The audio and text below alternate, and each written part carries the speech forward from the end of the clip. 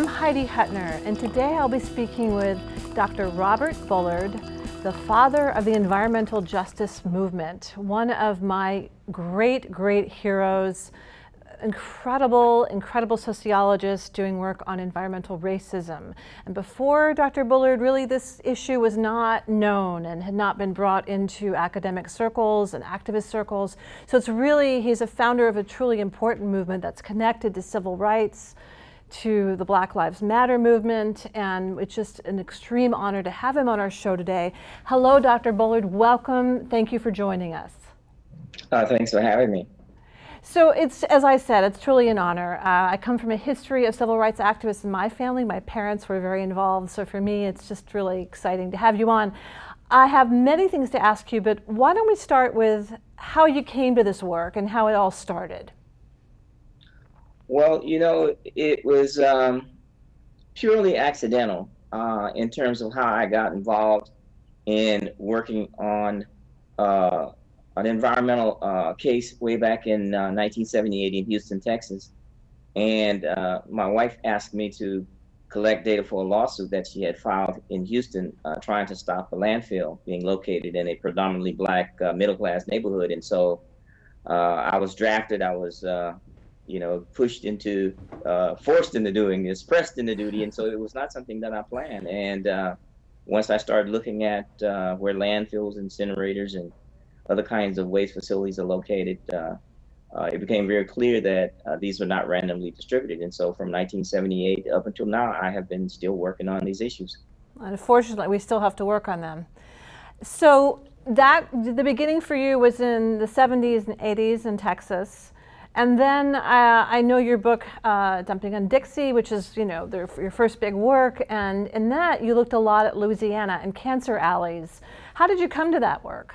Well, after I discovered that 100% of all the landfills in Houston were located in, city-owned landfills were located in predominantly Black neighborhoods. And I wanted to know, is this, but Blacks only made up 25% of the population. I wanted to know, is this a Houston phenomenon, or is this something that's happening all over the South? And so I started to look at Dallas. All the lead smelters in Dallas were located in Black neighborhoods. I wanted to see what's happening in Louisiana, Cancer Alley. And so I started to focus on the South, and from Texas all the way up to West Virginia, I found a pattern that was not random, that Black communities were getting more than their fair share of pollution and dumping and environmental hazards, and that clearly was a case of environmental racism. And nowhere in the country was it more apparent and blatant than in Louisiana's petrochemical corridor that stretches from Baton Rouge to New Orleans. And it was very clear that who's getting dumped on and who's getting polluted and who's not getting the jobs. And it was clearly a case of environmental racism. Exactly. And so there was a school involved there in that case. Can you talk about that? Yeah, it was so, racism is so illogical and so irrational that we found so many schools all up and down the Gulf Coast and in Louisiana's Cancer Alley. That's located, the schools are located next to landfills, incinerators, refineries, petrochemical plants. And we started asking, how can this be? And the answer was, Black children's health doesn't matter. Black lives don't matter. Black communities don't matter. Black health doesn't matter. So it was, this was in the late 70s, and we start, unraveling these patterns that were very disturbing. And it was something that was just so, surreal. You would just want to know, well, who in their right mind would put a school across the fence from something as dangerous as a petrochemical plant or a refinery? And the fact that, disproportionately, without a doubt, very clear, these were children of color. Invariably, a lot of the communities were poor, but economic status was not the determining factor. It was race. We also found that middle income neighborhoods that were of color were as likely to be located near these dangerous facilities than poor communities. So this was not just a poverty thing. Race trumped class when it came to who gets dumped on. Absolutely shocking. So talk to me a little bit about Katrina. I know that was sort of the next step, that you've done work on that and what happened there and how that's tied to environmental racism. Yeah, we were looking at the impact of natural and man-made disasters in the United States before Katrina. As a matter of fact, we started collecting data for a project, and we were at the point of collecting data on natural disasters in July, and Katrina hit in August. And so we had to put that book down because of the devastation in Katrina. But the fact that the communities that were the most vulnerable before the storm, before the levees breached in New Orleans, and this was a man-made disaster. The Army Corps of Engineers were negligent and derelict in making sure that the levees were of good, high quality to protect the population. And so when we talk about which communities flooded and which communities were left behind, these are the same communities that were left behind because of economic conditions, because of racial zoning and redlining, and in areas that were clearly defined, quote, as neighborhoods, that Black folks were allowed to live because of segregation. And so race was very important in looking at the geography of vulnerability. Vulnerability and residential segregation go hand in hand. And so it's not, by accident that who we saw on rooftops was not color coordinated. It was not a rainbow. The most significant and the most prevalent color on top of roofs in terms of people left behind, the most prominent color was Black. We saw that here with Sandy, and who was most harmed by it and continues to be harmed by it was in Long Island from Hurricane Sandy. We've seen that in those communities as well, and same arguments. Have you looked at that too? Well, the pattern, we've looked at the pattern that dates back 8 decades, and that pattern has been unbroken, and it's time for equal protection, and it's time for communities that are vulnerable. That vulnerability needs to be reduced and eliminated.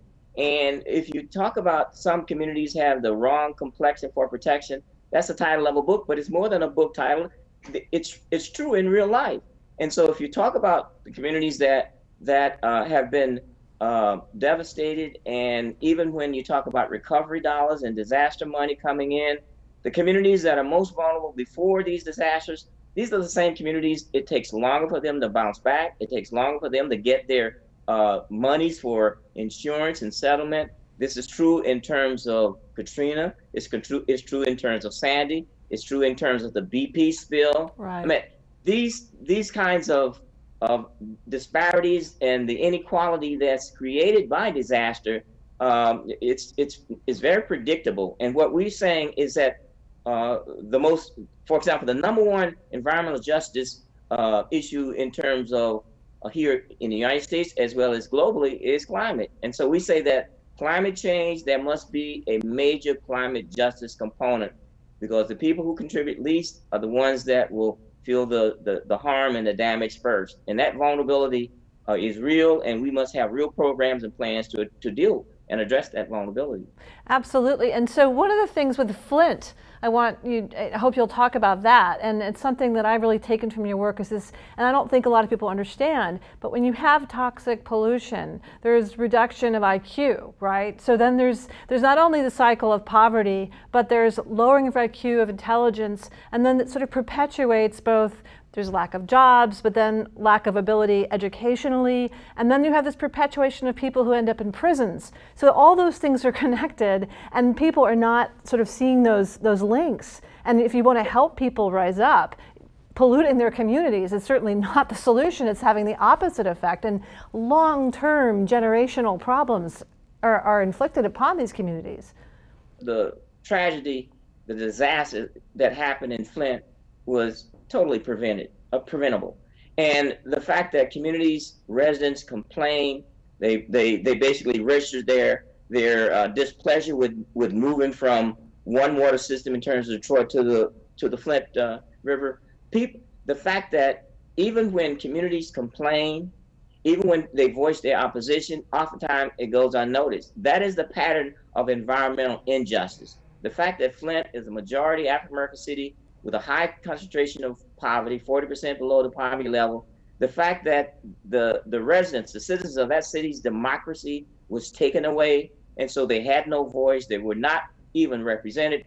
That kind of disenfranchisement is typical of what happens in this country when we see environmental injustice and we see environmental racism and we see the callous calculation of saving a dollar versus saving health and saving lives. And what's so tragic about Flint is that we're talking about irreversible harm and damage to our most vulnerable population, children.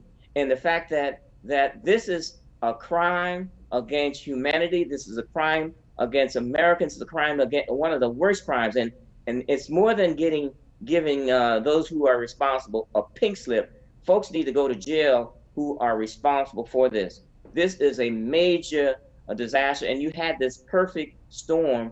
And the fact that I'm really glad that the nation has really zeroed in on this tragedy, and too often there are too many Flints that are around this country where this media and the activity around what's happening is going unnoticed. There are too many invisible Flints, and we have to make them visible. Absolutely. I know in the case of a lot of Native American communities that are highly polluted from uranium, for instance, all these open mine pits everywhere and all sorts of pollution, those voices are not heard. When I teach their work in my classes, my students have heard nothing about it. Absolute silence on it. Yeah, it's true. And it's happening, on the border, on the U.S.-Mexican border. It's happening on Native American reservation. I worked on a case, 15, 20 years ago on the Eastern Navajo Reservation, where their wells have been contaminated by uranium. They have to drive 15, 20 miles for water to bathe, to cook, to wash, to feed their animals.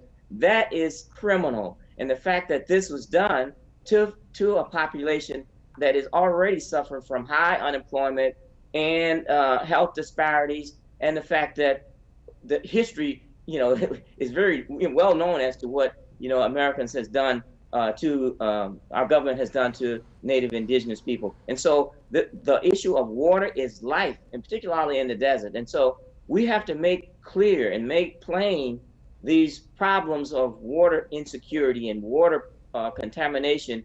And we can't survive, we can't live without water. Having access to water is a basic human right. And when it's taken away, that is a violation. Absolutely. So can you talk to us a little bit about the connection with the civil rights movement and your work in North Carolina, but also the Black Lives Matter movement now? I mean, is this giving you hope?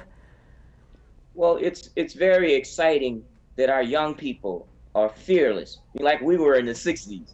And the fact that we're talking about raising issues of basic rights. We have all Americans have a right to drive down a highway and not get stopped because of racial profiling, or pulled from our cars and shot dead, or left in the streets like animals. We have rights, and these are basic human rights. These are civil rights. And so the Black Lives Matter builds on this long history and legacy of fighting for justice, equity, and civil rights and human rights. And so when we talk about young people owning these issues, taking them to taking our government leaders and taking our officials to task when they fall down or when they ignore, I think it's important that our young people be allowed to voice their frustration and their wanting to have total enforcement of our laws. And many of them have been unjustly labeled, as violent, as breaking laws. These are law-abiding individuals that are exercising their God-given rights and their basic rights guaranteed on our U.S. Constitution. And so when we find young people talking about Black Lives Matter, and when they're talking about children health, and they're talking about, a massive incarceration, they're talking about, our young people being profiled and labeled criminal, these are issues that we have to address as Americans. And as someone who has, fought, been on the front line and been on the marching and demonstration, I think we have to support, and we have to really talk about how we can build these intergenerational movements that ultimately will make our country a better country. Absolutely. So when you talk to, I know you teach, and when you talk to young people today, black and white and yellow and green, whatever their color, how do you encourage them to make change? What are the things that you sort of lay out in a practical way that they can do? Well, I think it's important that for young people, and particularly students who I'm in contact with all the time, millennials, that the issues and decisions that are being made in Congress, that are being made in terms of global treaties that are being made, they will inherit that. And so they have to be at the table, in the room, informed and participating in that process. And so the fact that young people now are working on all kinds of issues. We have very skilled and educated and trained young people to do all kinds of things. And understanding that the fight and the struggle for justice and equality in this country is not a sprint. I mean, many of us have been working on these things for decades. It's more like a marathon. You know, you pass the baton and you run this marathon, you run it 26 miles, and then you pass it off to the next marathoner. This race is a marathon relay. We have to make sure that our young people understand that change will not happen, next year. There will be some incremental change, but we have to work on these issues for the long term and make it better for the next generation and the next generation. And at some point in time, we will get to the point of where race will not be the driver for who gets the job, who gets into school, who gets to the point where all the benefits are accrued to them. We'll be at a point where zip code would not be the best predictor of health and well-being. But we have to make sure that we go in this struggle and go in this fight for the long haul. Absolutely. So let me ask you another question, which is about the big green movements. Do you feel that the big names, it's Greenpeace and Sierra and NRDC and EDF and so on, do you feel that they're picking up on this issue enough? Are they doing enough with environmental justice? Are they fighting this issue hard enough? Well, we have been, working with and working on the green groups for more than 3 decades. We've seen some progress, but for the most part, and as the studies will show, and as one excellent study report done by Dr. Dorceta Taylor at the University of Michigan, which shows that the green groups pretty much are still white, and that they are working on diversity, but it's more than diversifying racially and ethnically these green groups. We have to also diversify the funding. Most of the green groups still get the lion's share of the funding, even as as our country becomes more and more diverse. And so we're talking about diversifying the green groups when it comes to their boards, their staffs, and their issues, but also diversifying the funding that will go to our people of color organizations and groups and institutions, so that we can also compete, so that we can also, be at the table when it comes to these domestic environmental policies and these global policies, particularly when it comes to energy, a green energy economy, and we talk about climate. We have to make sure that our young people, our students of color, our young people of color, our organizations of color, and our business of color also participate in that process, and that there's a level playing field. As I said before, we're making progress, but it's very slow. It's not fast enough. And I think our young people, they're very impatient. And I think it's time for a lot of these green groups to realize that they need to work harder and faster in getting this diversity in high gear. We're still in second gear. We need to move to fifth gear and get it moving fast and furious. That's fantastic. So what are some groups, if people wanted to donate, not to the big greens that are more white, but to some of the groups that are people of color, could you name a few so people can hear their names? Well, we have lots of environmental justice groups, people of color groups that are working on all kinds of issues, from New York to California. West Harlem Environmental Action, We Act, is located in New York. Exactly. Little Village Environmental Justice organizations is located in Chicago, and there are all kinds of organizations in California working on all kinds of issues, including Communities for a Better Environment, and I don't want to just name drop, but there are lots of organizations. I don't know more. Right. Yes. most of them and many of them, the vast majority of them are under-resourced. And I think Exactly. when we start to diversify that funding, we can get more bang for our buck by having those organizations that are based in those communities where the issues are. Indigenous Environmental Network, I mean, their base is indigenous people, and so they need to be supported. Exactly. So I'm going to make a point, just so you know. This will be on my website, HeidiHutner.com, and when we post it, we'll list some of these organizations because I want to be able to point people to them and encourage them to donate and support and learn more about questions of environmental justice. And we certainly can't cover all of it in 15 minutes with you. And I do think you're absolutely right. We have to make an effort to find out who they are and support their work and make sure that things are fairly distributed. So if you had any final words to say to our audience about Black Lives Matter, about environmental justice, and sort of where we're going in the future and things people should pay attention to and things we should be doing. Well, I think it's important that people understand that people of color have always stood up and been steadfast in making sure that we speak for ourselves, that our organizations, our institutions need to be supported, and that it takes resources to move that envelope to the next level. And the fact that some of us have decided that, for example, that the historically Black colleges and university need to come together and form this consortium, and we've done that to work on climate, energy, sustainability, to work on food security, work on health. I mean, the fact that our consortium is right now is 22 Black universities that stretch from Texas all the way up the Gulf Coast, South Atlantic, all the way to Pennsylvania. We're saying that we're going to train the next generation of leaders to work on environmental issues. Our scientists, our educators, planners, community organizers, and we're going to do this for our next generation. We're not going to ask permission. We're just going to do it. And that's what's happening in communities of color all across this country, where people are saying we're going to speak for ourselves and do for ourselves. And that kind of empowerment, that kind of independence will make a difference going forward. That's really fantastic, and I will certainly share all of this with my students and our viewers, and I do encourage everyone to follow Dr. Bullard's work. He truly is the father of the environmental justice movement, an essential piece of environmentalism and sustainability and our future.